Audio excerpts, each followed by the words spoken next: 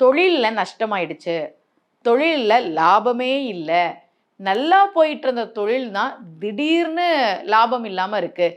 இந்த மாதிரி ஜாதகம் பார்க்க வரும்போது சில பேர் சொல்லுவாங்க.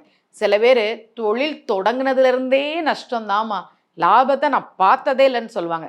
சில பேர் நல்ல லாபம் வந்துச்சு, ஆனால் என்னன்னு தெரியல, இப்போ நஷ்டமாயிடுச்சு அப்படிம்பாங்க. ஜாதகத்தில் அவங்களுக்கு நடக்கக்கூடிய தசாபுத்தியை நம்ம பார்ப்போம். தொழில் தொடங்கும் போது யோக தசை நடந்திருக்கலாம்.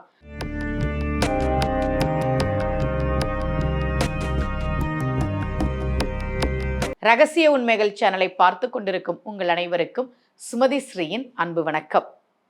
இந்த பகுதியில் நம்ம நிறைய பரிகார முறைகள், பரிகார தலங்கள், ஆன்மீக கேள்வி பதில்கள், ஆன்மீக சந்தேகங்கள், என்ன பிரச்சனைக்கு என்ன மாதிரி வழிபாடு பண்ணணும்னு தொடர்ந்து பார்த்துக்கிட்டு இருக்கோம்.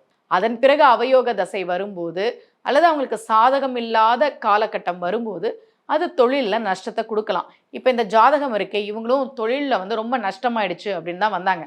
நாங்கள் எதிர்பார்த்தது இவ்வளவு பணம் லாபம் எடுக்கலாம் அப்படின்னு, ஆனால் நாங்கள் கொஞ்சம் கூட நினச்சி பார்க்காத அளவுக்கு கடன் ஆயிடுச்சு, நஷ்டமாயிடுச்சு, தொழிலில் நாங்கள் மறுபடியும் மேலே வர்றதுக்கு என்ன பண்ணுறது அப்படின்னு கேட்டாங்க.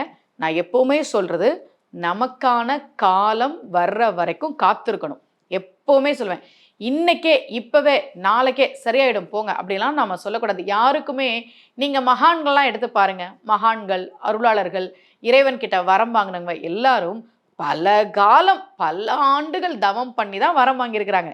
அப்போ நாமளும் கொஞ்சமாவது பொறுமையாக இருக்கணும். அவங்களுக்கு நான் கொஞ்சம் இந்த காலகட்டம் வரைக்கும் நீங்கள் காத்திருக்கணும் அப்படின்னு சொல்லிட்டு நிறைய கோவில்கள் சொன்னேன். அதில் நான் அவங்கள போக சொன்ன ஒரு கோவில் தஞ்சாவூர் பக்கத்தில் இருக்கக்கூடிய நீலமேக பெருமாள் கோவில், மாமணி கோவில் அப்படின்னு சொல்லுவாங்க. ரொம்ப அற்புதமான ஸ்தலம் அந்த ஸ்தலம். நரசிம்மர், வீர நரசிம்மரை போய் நான் பார்க்க சொன்னேன். அங்கே 5 நரசிம்மரை நம்ம பார்க்கலாம். அப்படி ஒரு அற்புதமான கோவில்.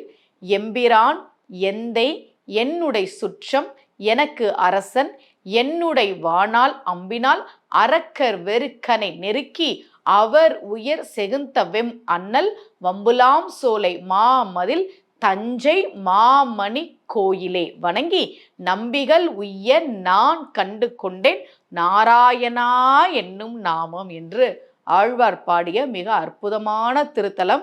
அந்த கோவிலுக்கு போனால் இன்னும் உங்களுடைய சிறப்புகள்லாம் தெரியும். அதனுடைய தொடர்புடைய கோவில்களையும் நம்ம சேர்த்து பார்க்கணும். நான் அவங்கள வீர நரசிம்மரை போய் நீங்கள் வழிபாடு செய்யுங்க அப்படின்னு சொல்லிட்டு வந்தேன்.